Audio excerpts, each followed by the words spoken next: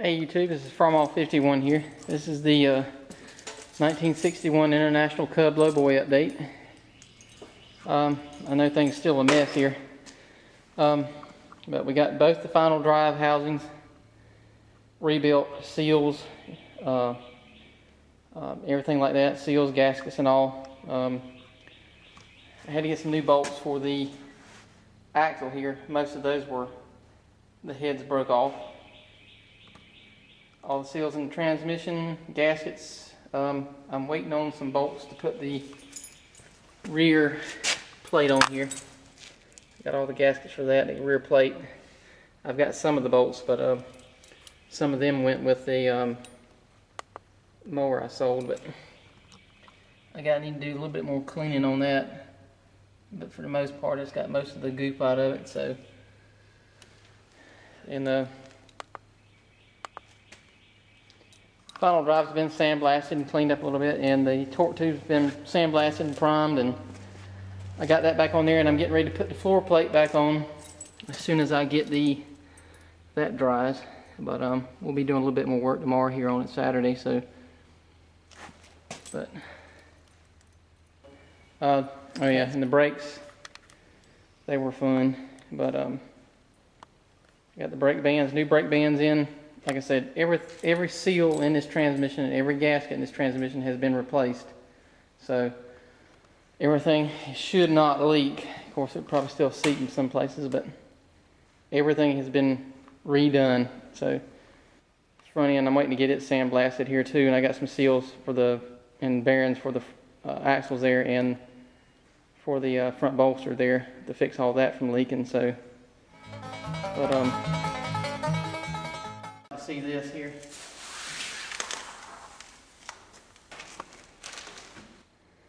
This here is the crank. Has been cleaned up, turned and ready to go. The head has been cleaned up. Everything checked as far as I guess how flat it is, or make sure it, it's not warped or anything like that. But I can't take the plastic off now until we're ready to put the crank back in it, and I'm waiting on the bearings to get in. But I know you can't see nothing, but that block is, take this crank here, sucker's heavy. But that is bored to 62 over. So let's see here.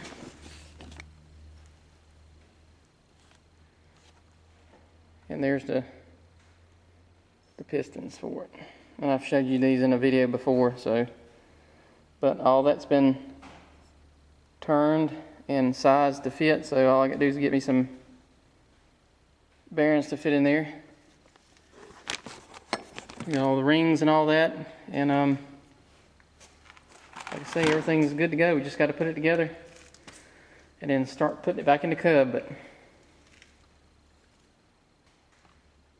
like I said, I'm not going to take it out of the bag now and it's starting with the moist air we've got, here in this springtime, and it rust up. So, but and when I do that, I'm going to go ahead and put it together, prime it, and so it'll be done, so we don't have any rust problems. But yep, that's that on the Cub Lowboy engine. So it's bored to 62 over. That was I had those size pistons. I know that's a little bit farther than most people like to go, but like I say, this is going to be a show tractor, and it's never going to be worked any. It's just going to be, crank up, get off the trailer and crank up to get back on the trailer. So there's no working going to be done with it. So I mean, it's going to be strictly a show tractor. So, and I know probably a lot of people say, well, you probably shouldn't have bored it that far, and I really hated to, but they were free pistons, they were brand new pistons, and I mean, they would do no good sitting there on the shelf.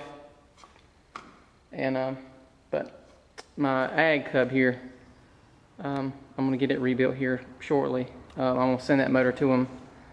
But Super Weld in Goldsboro did this engine for me, and he did an excellent job on it.